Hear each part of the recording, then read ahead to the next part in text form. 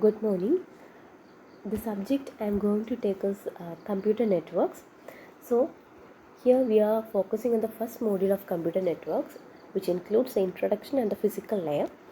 So, in the introduction, it includes uses of computer, network hardware, network softwares, then reference models. These two reference models are one of the important university questions. That is OSI reference model as well as the TCP/IP reference model, and we have the comparison of these two models.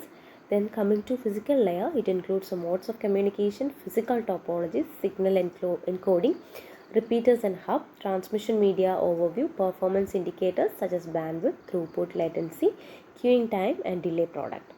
So in this physical layer, modes of communication, physical topologies, these are two important questions. So coming to our topic, the first one is network model. So first we want to know what is a network is. So a network which consists of a software as well as a hardware which is used to send and receive the data from one device to another, that means from the sender to receiver. Next one is the role of hardware. The role of hardware is mainly used to prove the physical equipment that are required in order to send and receive the data. And in software, which defines a set of instructions that uses the hardware equipment for the data transmission. Next topic is layered task. Here we are using the concept of layers in our daily life. So we are taking an example. So let us consider two friends who communicate through a postal mail. Here the process of sending a letter to a friend would be a complex one if there was no service available from the post office. So here in this figure, we are having a sender side, then a receiver side and a carrier who transports this letter. So at the center side, we are having three layers, that is higher layer, middle layer and lower layer.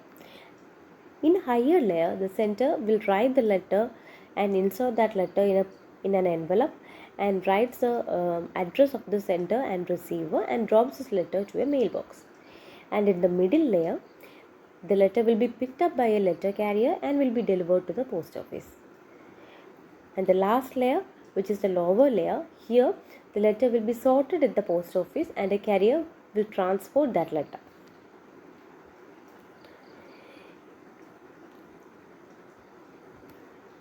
Next one is on the way.